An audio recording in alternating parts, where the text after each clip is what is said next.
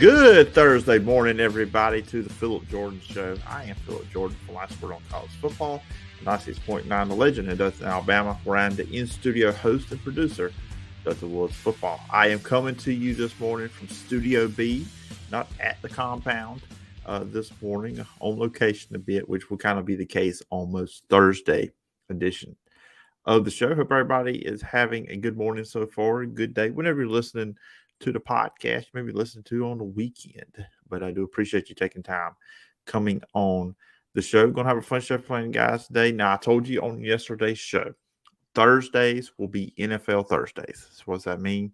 I have an NFL guest on, basically that. And so on today's show, I will be joined by Blake Lovell, host of the Established to Pass podcast. Of course, you can hear him and see all of his work he does at the Southeastern 14 as well. Me and Blake are going to preview the AFC South. We're going to go through the Texans, the Colts, the Jaguars, and the Titans, and Blake will give his opinion on how those four will order at the end of the season. And after my conversation with Blake, you'll get my predictions on how the division will shake out. Before we do all that, you guys can find me in the podcast. You find me on social media at PJordanSEC. Podcast is available on all your favorite podcast platforms, Apple Podcasts, Spotify, iHeart, wherever you get your podcast. The Phillip Jordan Show is there. Also, check out the show over on YouTube. Please go to the Phillip Jordan Sports YouTube channel, hit subscribe button, hit the bell for all the notifications, and also leave a comment. Leave a comment on a YouTube video. I'll read that on a future edition as well. Looking for questions for Friday. Friday is looking like a mailbag, me solo, but you are in the driver's seat of the content. So if you got a question, topic idea, it could be college football or the NFL. That's what the show is. It is a daily football podcast, not in any certain lane, college football, NFL. You throw a high school question at me. Any kind of football question, put it in there. You can always email me too at sports.philipjordan@gmail.com. Now let's preview the AFC South with today's featured guest, Blake Lovell, from the Established Pass podcast and Southeastern 14. Everybody joining me on the show today on the Thursday edition, where we are dedicated to the NFL on Thursday. I'm joined by Blake Lovell. You can check them out over the Established to Pass podcast, also over at the Southeastern 14. And Blake, I appreciate you coming on the show. Yeah, I always enjoy it, Phillip. Busy time of year for both of us, getting ready for lots of football, and yeah, it's going to be an interesting season, college and the NFL. But then you've got the AFC South, and I don't even think there's a word that can properly describe the AFC South. Interesting is one of many, I think, but easily, I think going into every season now, like I've kind of dubbed it, it's the most unpredictable division out there. You just have no idea what you're going to get. So. It's an interesting division from the standpoint that you have two teams at the top that you expect to be playoff contenders, playoff teams. And then you got the other two that are obviously in rebuild mode. So it's kind of like there's no in between in the division. There's the guys at the bottom, Texans and Jaguars, and you got the Colts and the Titans sitting there on the top of it. Yeah, and I think I feel like we've had the same conversation in recent years, and obviously it just went miserably last year for the Jags. But it's like you're always looking at the Jags. You're like, all right, are they going to be the team that somehow just is able to kind of crash the party? And I think this year there's probably more of a chance of that happening. But still, like if you're comparing rosters, there's just no way you can kind of perceive any other finish than Titans, Colts 1-2 in whatever order, and then I think probably Jags 3, Texans 4. I think that's kind of how it on paper right now. I just don't have a lot of hope for the Texans at this point. I just feel like roster-wise, they're just way too behind everyone else, and that's why I think the Jags will be improved. But we'll kind of touch on that in a bit, I'm sure. Yeah, and we'll just run through these teams in alphabetical order. You know how the internet is; they can be relentless. Don't want to think we're biased, favoring one team over the other. So that starts with the Texans, 4-13 last year. Lovie Smith's now the head coach. Okay. I don't think David Culley got a fair shake last year in his 1 year.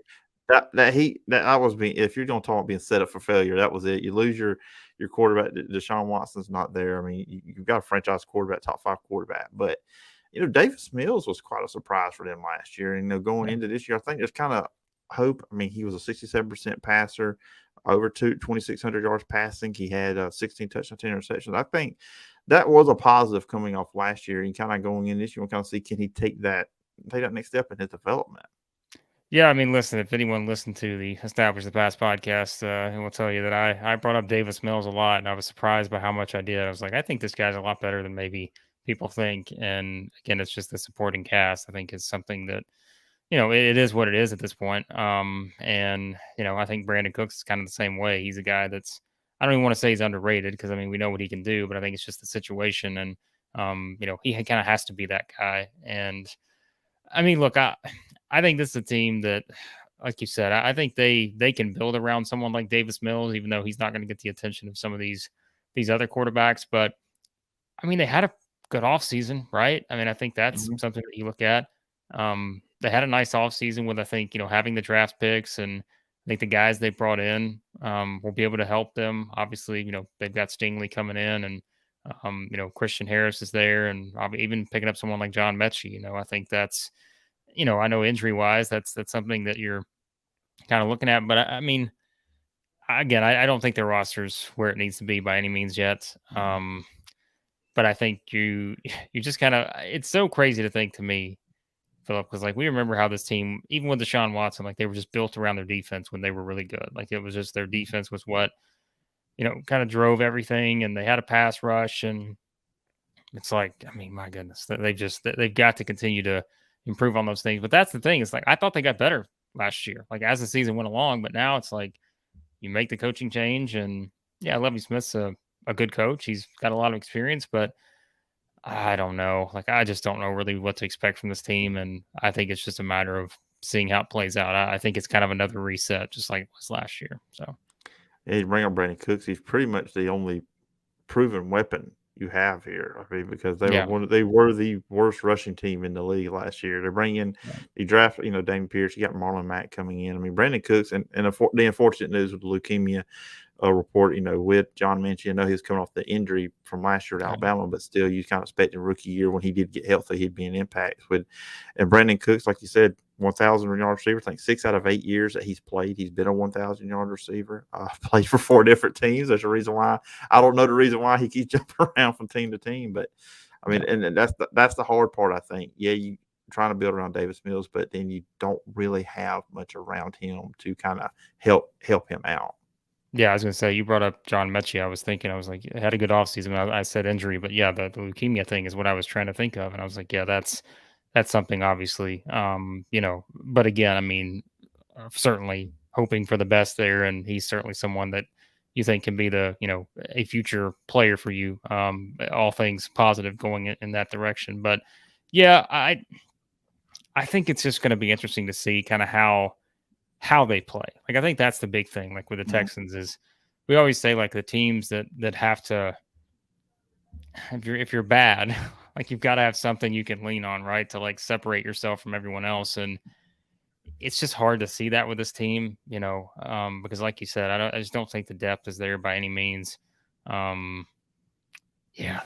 not a lot of depth. And I think if you're looking at it like from an offensive standpoint, right, and like we said, I mean, the defense, you pick up some nice pieces, but this is still not a deep, you're going to be playing some young guys too. You're going to be plugging in some of these young guys in different spots. And I just think that's where like having some sort of identity on offense would go a long way to them being successful. But right now, I just don't know what that identity is. So that's going to be a challenge.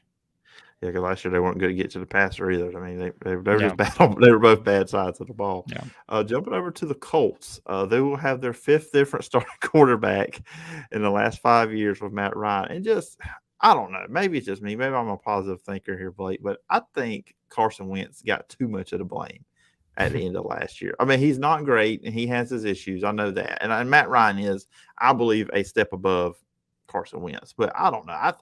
I think with Jim Russell, I think it was obviously he didn't want him there. And I get that. He's the owner. It's his team. Do what you want. But how are you feeling about that with the Carson Wentz? How it ended with him and the Colts?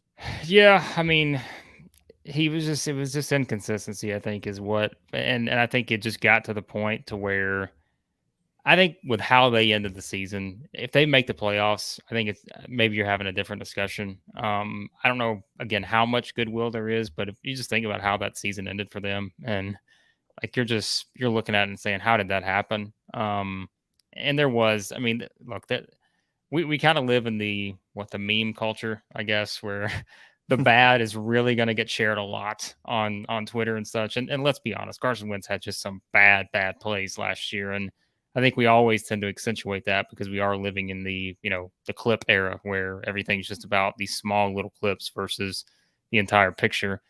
So yeah, I think that's a good point.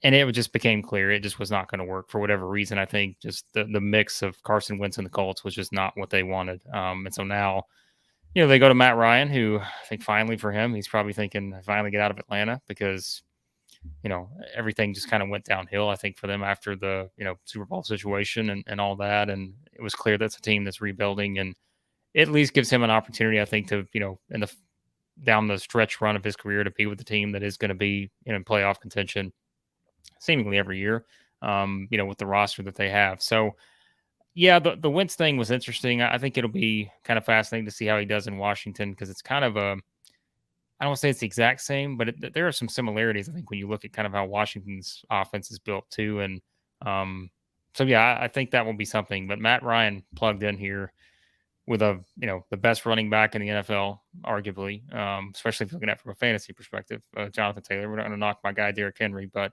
I mean, look, that's take your pick, right? Like these two guys are right there at the top. But then you've got some talent there, wide receiver. We know what Michael Pittman can do.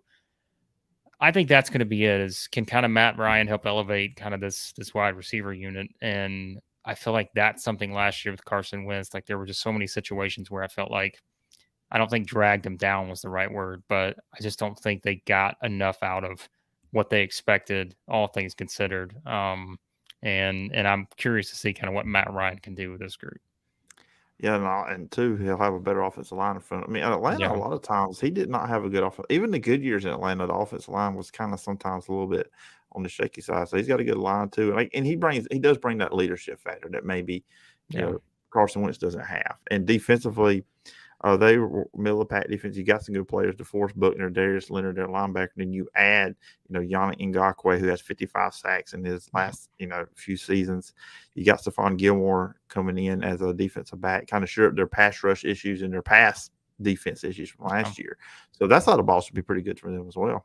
Yeah, no, I think so. And I think their defense is something that will, again, when you have the combination of a running back that can do what Jonathan Taylor can do and you have a good defense, like you don't need Matt Ryan to do what he did 5 years ago. You just need him to kind of be, I'm not going to call him a game manager because I hate that term, but like he's someone that's just going to be able to not be put in as many pressure situations, I think, because you can, if you can rely on your defense. And look, you're in a division where there's going to be opportunities for your defense to force a lot of mistakes, given up who you're going up against. So that is something too to think about when you're talking about, 6 games in the division. And again, if you're looking around at the rosters elsewhere, you've got the Texans, Davis Mills, as we said, we think he's pretty good, but that's still not going to be one of your better offenses in the league. Jags, we'll talk about them, I know, in a second, but it's, I think they'll be better, but there's just a lot of pieces there, and we don't exactly know how they're all going to fit together. And then, the Ryan Tannehill-led Titans, which, that line will frustrate Titan fans just hearing that. So I think that's what you kind of look at, and that's where I think, like you mentioned, the Colts defense will be able to kind of give them a big push in a lot of these scenarios, and that's where they can kind of lean on Jonathan Taylor to do a lot of the work versus, I don't think they're going to win a lot of games with Matt Ryan throwing the ball 50 times. Let's just put it that way. So. Yeah, when you look at him right now, obviously back in 2016, he won the league MVP, the 28-3 meltdown against the Patriots, against Tom Brady. But when you look at him, and I'm not asking you to rank all the quarterbacks, just kind of in a general area, where would you kind of rank him among the starting quarterbacks in the league? I feel like he's in that middle group, but I think he's like, I said it with Carson Wentz. I feel like Matt Ryan's a more model of consistency. And I think that's where, again, that's going to automatically push him up that group just because of that. Now, the thing is, where you place him now in a league that's got guys like Trey Lance that are going to come in and obviously a lot of high expectations. We've seen some of these young quarterbacks really kind of, emerge into some of these top tier spots now. And I think that's where, I mean, look, Justin Herbert's become one of the best in the league. Jalen Hurts, like there's that top tier, like that top half of quarterbacks, like, if we just say the top 16 starters, I mean, that's a deep group now when you consider that, you've got guys like Derek Carr in there, Kirk Cousins, that I don't think probably get enough credit for what they can do. So I feel like Matt Ryan is not, maybe number 16, but he's like in that range of just kind of in the middle of the pack. And again, I think recency bias is a thing, and we just look at kind of the mess that they had in Atlanta and the pressure that he had with their defense and those kind of things in recent years. Like, it's just, I think it's hard to judge someone just based on that. So I'm really curious to see how he fits in here with obviously a better defense. I think a better overall supporting cast, even though the wide receiver group is not, there's some things to be desired there. I mean, it's not a Calvin Ridley, Julio Jones, Kyle Pitts trio or anything like that. But I think that's the thing. But he, to me, is still, look, if you're picking the Colts, right? And I'm not going to knock on this guy, but it's like, would you rather have proven commodity in Matt Ryan with his team, or do you take someone? And again, I'm just throwing this guy out as an example, like a Justin Fields. And long term, you're probably going to say Justin Fields, right? But Yeah. I think if you're in the short term and you're like, we need to get to we're a playoff team, we know how we're built, I'm probably taking Matt Ryan because I've seen him in these positions before, in these spots with a chance to make those kind of plays, whereas there are the unknowns with some of these other guys. So that's why it's a long way, I know, to go around to say I'd probably put him right there in the middle, but it's just a matter of probably your preference on short term versus long term, where I think it's clear the Colts, Matt Ryan's not their quarterback 5 years from now, I don't think. I think he's just the guy to kind of help navigate them into the playoff contention. Are they a Super Bowl favorite? I don't think so. Yeah, that's tough in the AFC. I mean, as a conference as a whole. Happen. Yeah. You put them in the NFC, they're a top 14 probably with that roster. I mean, that's kind of how it is. Right. Okay, we're going to go on the opposite ends of the spectrum. It's kind of funny how these teams go out back order. We get good, bad team, good team, bad team, good team. Yeah. The Jacksonville Jaguars, they went 3-4. I mean, just a disaster to Urban Meyer. I mean, I didn't feel like that was ever going to work with him. Which, if anybody knows me, I'm not the biggest supporter of Urban Meyer to start with. I think now you've got a Doug Peterson, a really good NFL head coach, knows how to deal with quarterback. I mean, Trevor Lawrence was not put in a situation to succeed, I think, last year. Yeah. With the running back situation, with Robinson being hurt a good chunk of the year, Etienne, another rookie, not even playing. They did go out and get Christian Kirk in free agency. We'll see how he does as a number one guy. He never did that. Arizona, they go and get Evan Ingram tight end to add to the offensive line. And then they went big in the draft on defense. So it does, you're right. I think you said on the top that they look like they improved. But I think one thing is just get your thoughts. Just putting Trevor Lawrence in a better situation for him to succeed, because I don't feel like he was last year.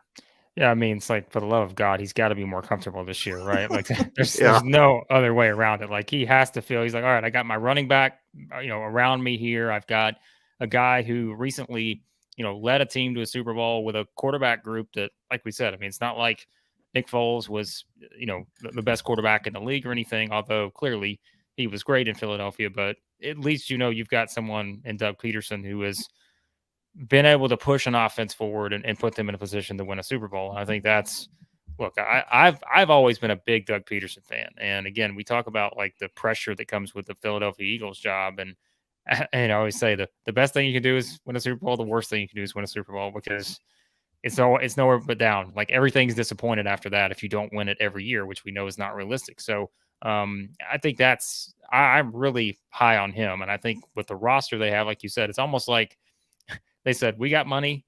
Like, we're just going to go, like, it's Madden with them. Like, it's just anybody that's available, that's a solid enough name. Like, we're bringing them in and we'll find a way to make it work. So, like, when you look at this, when you look at this wide receiver unit, like, for me, I'm looking at, or just, you can even add Evan Ingram in there too. It's like, okay, you've got Evan Ingram, you got Marvin Jones, Christian Kirk, and Zay Jones. And I'm just looking at this thinking, man, like, you're talking about a former Lion, Bill, Cardinal, Giant. Like, they just went out and, like, all these guys are there now.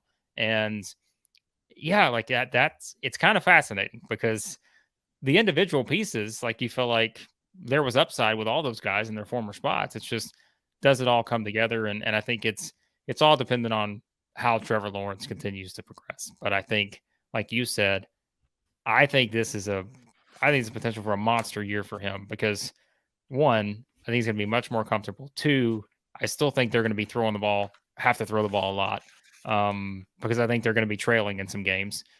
They've got to. We know like what they've done with their defense.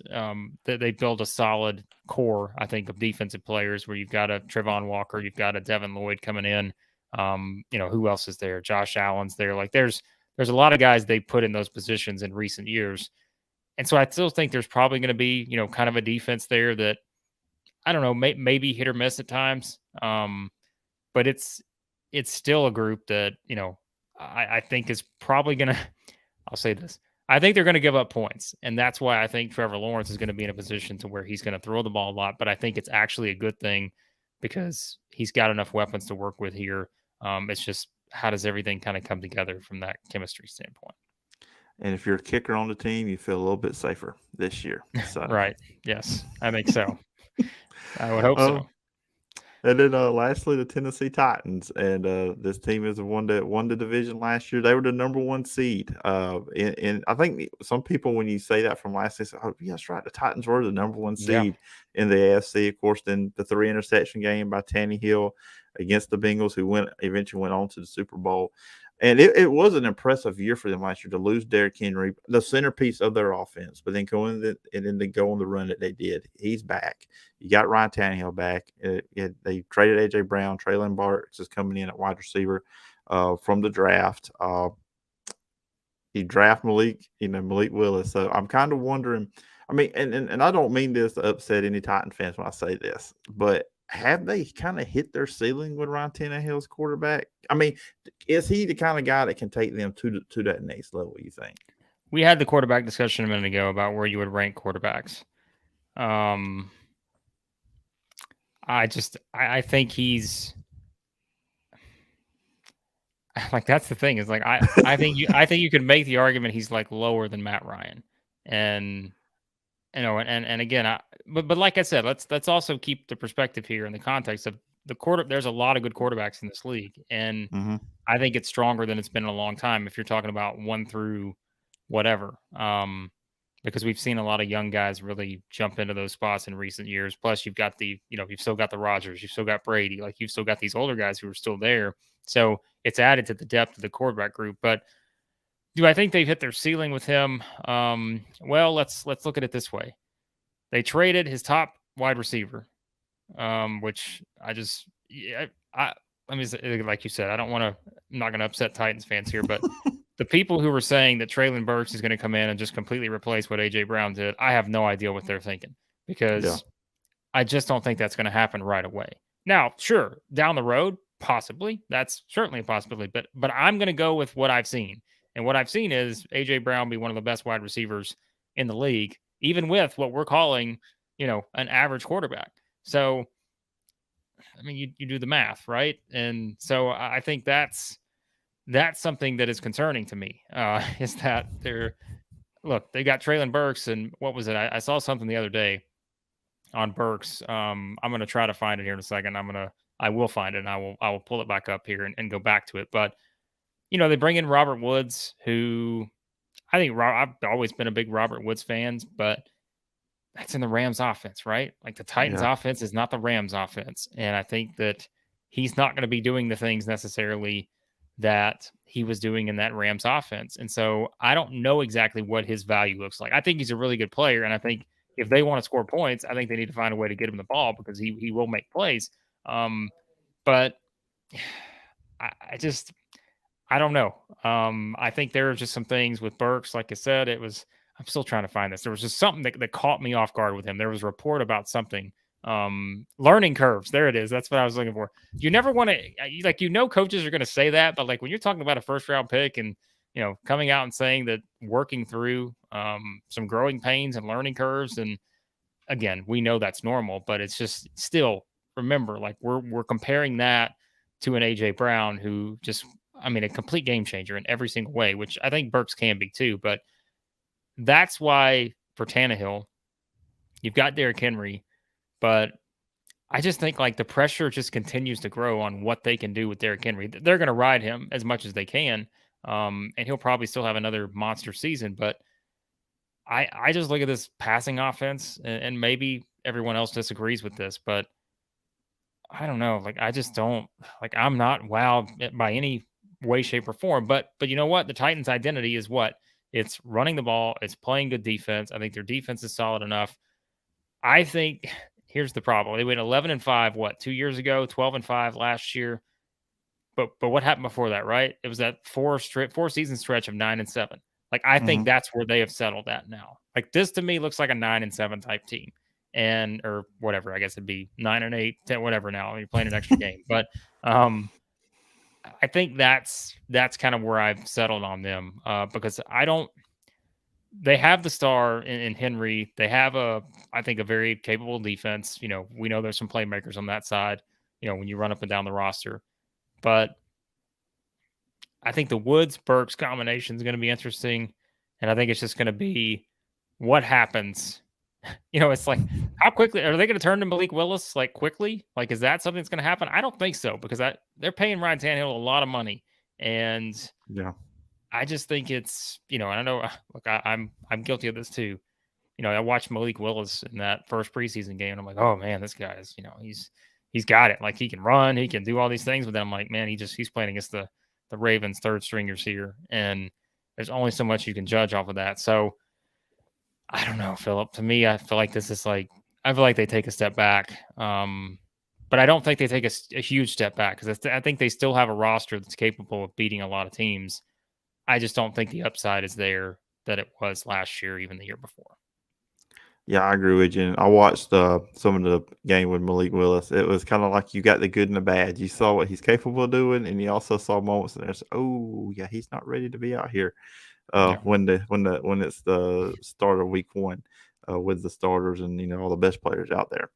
Yeah. So and if you don't want to give a 1-4 prediction, that's fine. But just overall, when you go 1-4 here, I have a feeling I know where you're going to go. But 1-4, how do you see this division shaking out?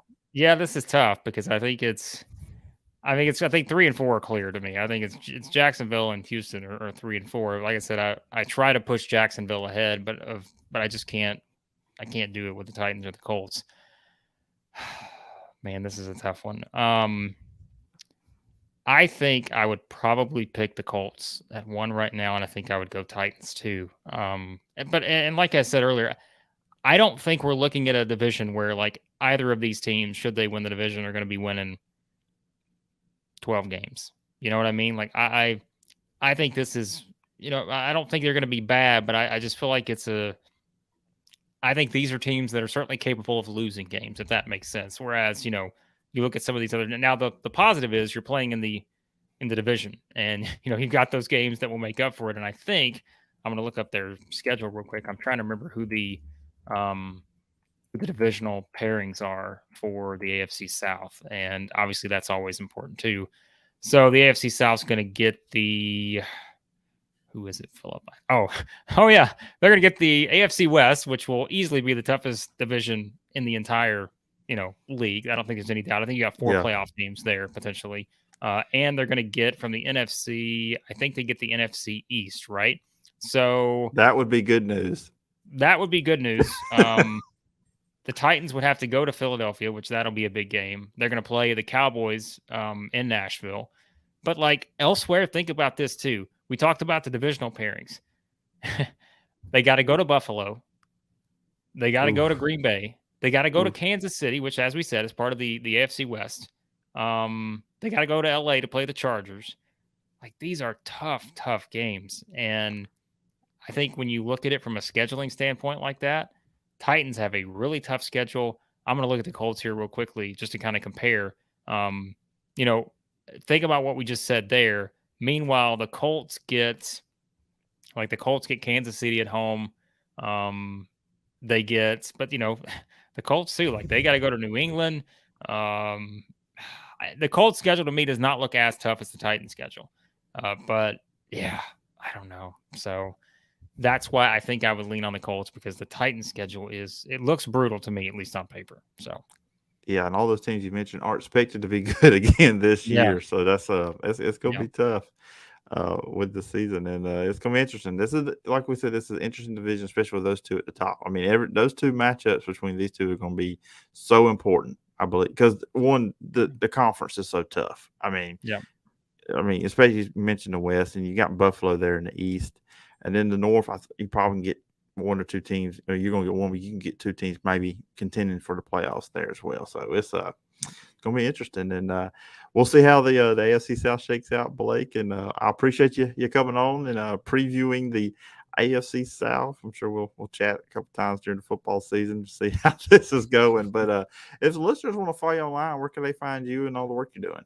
Yeah, always appreciate it, Philip. Like you said, the Establish the Pass podcast. That's where I do all my NFL stuff. I'm bad about promoting that stuff on my Twitter too. So people are like, "Wait a second, Blake does NFL?" Yeah, I do that with Dylan Reagan of Clutch Points, and we've been doing that for several years now. And yeah, I mean, we've got all of our divisional previews coming out. We've done our big 2-part fantasy primer. We probably mentioned 200 fantasy players in there, and yeah, we've got a lot of that stuff. You can find that any podcast app you use, you can just search for Establish the Pass. But yeah, all of our SEC stuff, if you're into college football, Southeastern14.com, we got stuff going up there every single day, getting ready for the start of the season. So yeah, lots happening, man. And everything else, follow me on Twitter at the Blake Lovell. All right, sounds good, Blake. Thanks for the time, and I look forward to talking to you again sometime down the road. Appreciate it, Philip. Thanks, man.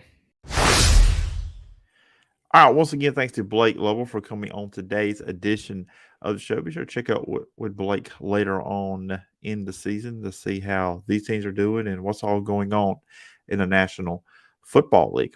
Now, you heard Blake, and you notice I didn't give mine, which I probably hinted at it in our conversation. So now I am going to give my rankings for the AFC South, and we're going to go 4 through 1. So I'm going to go in reverse. I'm going to give my breakdowns, my thoughts on the team. I mean, a lot of stuff, it'll be rehashing what me and Blake talked about, but some stuff that I had in notes that we didn't get to in our conversation there talking about the AFC South. So let's kick things off with number 4, and that would be the Houston Texans. Look, this team is the one hurting the most with talent in this division. They were 4-13 last year. Of course, they traded Deshaun Watson, which, that's a whole nother conversation talking about him. They hire head coach Lovie Smith, who was their defensive coordinator last year. Davis Mills comes in. He started 11 games last year, 2-9, 67% passer, 2,664 yards, 16 touchdowns, 10 interceptions, went 2-2 in the final games. Now, while he was a third-round pick, this guy is talented. And he was a talented quarterback coming out of college. He went to Stanford. He was a 5-star recruit, number 1 quarterback in his class that year. But look, this team was the worst running team in the league. And yes, they drafted Damian Pierce, who had 16 touchdowns last year for the Gators. And they also bring in former running back Marlon Mack. And they also have the all-purpose Rex Burkhead, also in the backfield. Only real true receiving weapon, you heard me and Blake talk about this, is Blake Cooks. It's just going to be a struggle for these guys going into this season. I think from the receiver standpoint, we mentioned John Minchie. They will not have him simply due to the fact is the sad news, and prayers are up with him going through the battle with leukemia. A very treatable form of it, but still that's a battle he is going through, a real battle he is going through. But they don't have much after him. Offensive line should be better, but they were still struggling. They still could not run the ball. Defense was one of the worst in the league. Gave up 27 points per game last year. Dead last in sacks. Gave up 20-plus yard pass plays at the NFL's 3rd highest rate. They got outscored by 172 points, which is not good. Going into this thing, Lovie Smith is going to be also calling the plays for this team. Experienced defensive coordinator. He was defensive coordinator last year. Obviously, that's where he made his name in the NFL as a defensive coordinator. He was a decent head coach with the Bears. Didn't do really good with the Buccaneers. It was horrible at Illinois, but now he's back as a head coach here. What will defense be? You have some decent players there. You got some building blocks, but they're going to be very young on that side of the ball. A lot of rookies and just young players just trying to find out what works. You still have linebacker Christian Kirksey, who had 93 tackles last year, Malik Collins and John Greenwood up there on the front. And, of course, you got Derek Stinley, the rookie, coming in at corner. We'll see, can he go to being what he was his freshman year at LSU, because years 2 and 3 were not good. He had like a guy that didn't really want to be on the field much. So that's what I got the Texans at number 4. At number 3, the Jacksonville Jaguars. And really, this list will not be any shock once you just heard our conversation with Blake Lovell. Look, another team, they were 3-14 last year. Urban Meyer was a disaster. He was 2-11, then he got fired. I never thought that was going to work. He's just not a fit for the pro game. I don't really know if he's a fit for the college game anymore. They hired Doug Peterson, really good hire, good quarterback mentor for Trevor Lawrence. I mean, Lawrence struggled last year. The team only averaged around 15 points a game. Always uneasy in the pocket. He was off target a lot. 12 touchdowns and 17 interceptions that led the league. He also was sacked 32 times. So they went and they addressed that offensive line, signing free agent Brandon Sheriff at right guard. They drafted center Luke Fortner. Offensive lineman Cam Robinson returns at left tackle. Like we said there with Blake, you bring in Christian Kirk at wide receiver from Arizona, where a lot of times he was second or third best at best there. You got Zay Jones, tight end Evan Ingram. We talked about that. Etienne and Robinson coming back. Defense was ranked 20th, but they were 28th in scoring and giving up 27 points per game. Only 7 interceptions on the year and only 32 sacks. So the interception number was tied for 30th in the league. The sacks was tied for 27. 5 of the 7 draft picks were on defense. They went free agency. That was very obvious with the offense. Defensively, they went the draft route, which was a very, very interesting idea. And also, you only got so much money. You got to go spend it somewhere. So going after it and go getting it on that side with draft picks. They had the number 1 draft pick. They went Georgia, which is a very smart decision. Not a bad decision by any means, going after Georgia defensive players. Linebacker Trayvon Walker, and they also went and got inside back linebacker Devin Lloyd out of Utah. 2 very good picks, guys you would figure to be starters for years to come. They go out, they get Darius Williams, the Rams defensive back, to partner with Shaquille Griffin. They need help there. The defense, just like I said, it was 20th, but they gave up a lot of points, and you got to do better. You got to slow things down. You hope that offense is going to be better this year, but at the same time, you got to also expect, hey, we need to be better defensively too as well. We can't ask Trevor Lawrence to come out and just put up 20 to 25 points. We got to hold some teams down ourselves. All right, number 2, and I think you kind of know where direction this is going. Kind of similar to Blake. Tennessee Titans. Look, I think they got worse. There's no denying that. I asked a question of Blake there.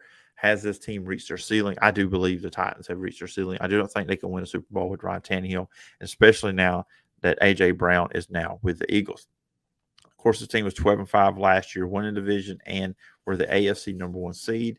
We're without Derrick Henry after week 8, and that's really incredible what they did, going and getting the number 1 seed in AFC, knowing they lost the centerpiece of their offense. Ryan Tannehill, like I said, I'm not sure he's a Super Bowl quality quarterback, and I think they believe that with him. It's kind of put up or shut up this year for Ryan Tannehill. He threw 3,734 yards last year, 21 touchdowns and 14 interceptions, 67% completion percentage, 7 rushing touchdowns. But he threw 3 interceptions against the Bengals in the playoff game, which they did lose. And then they go out and draft Malik Willis. So obviously that's saying something. You're going out and getting a quarterback. But also what Blake said, they're paying Ryan Tannehill a lot of money. He's a good quarterback. If Titans move on from him, I can see him still starting somewhere. He's not a bad quarterback, but you just kind of wonders. He kind of in that Kirk Cousins, Carson Wentz kind of category where he's a solid quarterback, but he's only going to take you so far. And as we talked about there, but they drafted Treylon Burks, super talented player, big, fast, but asking him to be A.J. Brown is a big ask. They did go get Robert Woods, but he is coming off an ACL with the Rams. Remember, that's why they went and got Odell Beckham. They did improve the tight end position going out and getting Austin Hooper. Offensive line, which allowed 47 sacks last year, has got to be better, led by Taylor Lewan, because if the passing – well, I don't know if the passing is going to be as good, so it's going to be more focused on Derrick Henry, because if the receivers are not doing what they need to be doing, then that's going to be trouble for the Titans. And then defensively, they were 12th overall last year. They were second against the run, but they were 25th against the pass. Good at getting to the quarterback. They were tied for 9th in sacks. 8.5 sacks by Jeffrey Simmons, and Harold Landry had 12 sacks. They're good at linebacker, too, with Zach Cunningham, David Long, and Bud Dupree. With Bud Dupree's in the news, so he may be missing some games. The secondary is very young, so I don't foresee the pass defense getting much better for the Titans. While I do think this is a playoff caliber team, they still have good players. Like I said, Ryan Tannehill is not a horrible quarterback. So if you're saying Phil thinks he's a bad quarterback, I do not believe that, Ryan Tannehill. But at the same time, I do not believe he can take them any further than he has. And now when you lose a really good receiver, an elite receiver like A.J. Brown, you don't know what your receiving core is now going to be. Like I said, Robert Woods is a good player, but he's coming off the ACL injury. And like Blake says, does he fit within the Titans? He fit within the Rams offense, but does he fit within the Titans offense? And then Treylon Burks, does he turn into what you expect him to be? And then defensively, they got to be better against the pass, but I'm not really sure they're going to be able to do that with the young secondary. And then, of course, we will go number one, and there's no question who my number one team is in this division. It is the Indianapolis Colts. I've always been a big fan of Matt Ryan. Very underappreciated quarterback, in my opinion. Very underrated quarterback. One time I would put him top 10, close to the top 5. Not now. I think he has lost a step, but he is an improvement without a doubt over Carson Wentz. The team went 9-8 last year, did make the playoffs, lost the last 2 games. Of course, they got upset badly by Jacksonville to not make the playoffs last season. They have not won this division since 2014. They were number 2 rush offense in the league, led by NFL leading rusher Jonathan Taylor, who had 1,811 yards last season and 8 touchdowns. Of course, like I said, they go and get Matt Ryan, but they were 26 pass offense, so you would figure that will go up with Matt Ryan. You also have a really good receiver, Michael Pittman. We talked about that. 88 receptions, 1,082 yards, 6 touchdowns. Offensive line is very solid, something that Matt Ryan did not have a lot of in Atlanta. Defense, they've got good players there. New defensive coordinator Gus Bradley with Matt Eberflus is now in Chicago as head coach. They were the 16th total defense last year, tied for 25th in sacks. So they did not get to the quarterback last year, and they did not defend the pass well, 19th in the league. They did address that, but coming back, you have defensive tackle DeForest Buckner with 7 sacks, and you got linebacker Darius Leonard, 122 tackles. And as I was mentioning there with Blake, you do go outside defense, and Yana Ngakoue with 55.5 sacks over 6 seasons, and Stephon Gilmore, who has been a solid and 2 really good cover corner in the NFL. So roster-wise, I really like the Colts roster, and if they were in the NFC, they'd be probably a top 4 team. I might not put them ahead of the Rams, Buccaneers, or Packers, but they'd be right there at 4. Here is tough because, obviously, when you look at the rest of the conference, you've got the Bills in the AFC, my Super Bowl favorite. That's how I got winning the Super Bowl this year, to Buffalo Bills. So the Patriots do, and the Dolphins as well. The Jets situation, I don't expect the Jets to be a playoff team. Then you've got the Bengals and the Ravens, I think, are playoff contenders. We'll see what Steelers can do. Consistency, they haven't had a losing record in a very, very long time. So I don't think the Browns going to be all that good just with Deshaun Watson situation. So that's 7 teams, 6 teams I just mentioned right there, I think could be playoff contenders or surefire playoff teams. Then in this division, I think it's just 2. It's just the Titans and then the Colts. That puts you at 8. And then the 4 teams in the West, that's 12. That's 12 teams I believe are going to be fighting for 7 playoff spots in this conference. So it's tough. It's tough. I think for the Colts and Titans, it maybe you just make sure you win your division, you get in the playoffs, because it's going to be a dogfight for the wild card. And 4 wild card spots, it's really going to 3 wild card spots. Excuse me. It's going to be a dogfight this season. But anyways, guys, that's going to do it for today's pod. A little bit longer, so we'll do Thursdays may go a little bit longer than the other show, just because it's the one show week is fully dedicated on the NFL. Rest of the week, we jump into a lot of college football stuff. But here on Thursdays, we'll jump into the National Football League and kind of give a deep dive and look at what's going around the NFL and stuff like that.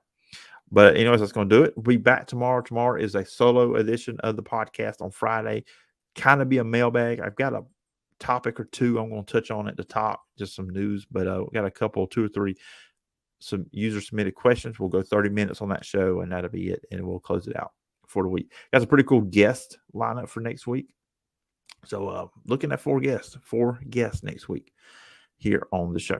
Anyways, guys, remember you can follow me on social media at PJordanSEC. The podcast is available on all your favorite podcast platforms, Apple Podcasts, Spotify, wherever you get your podcast. You can check out the Phillip Jordan Show a daily football podcast. Didn't think I could do it, but I was going to get through to my first week of being a daily show. Check out on YouTube.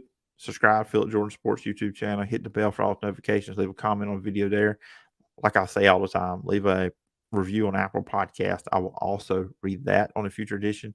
And you can always email me at sports.philipjordan@gmail.com. Hope everybody has a great Thursday or whatever day you listen to the show. And talk to you on Friday. Till next time.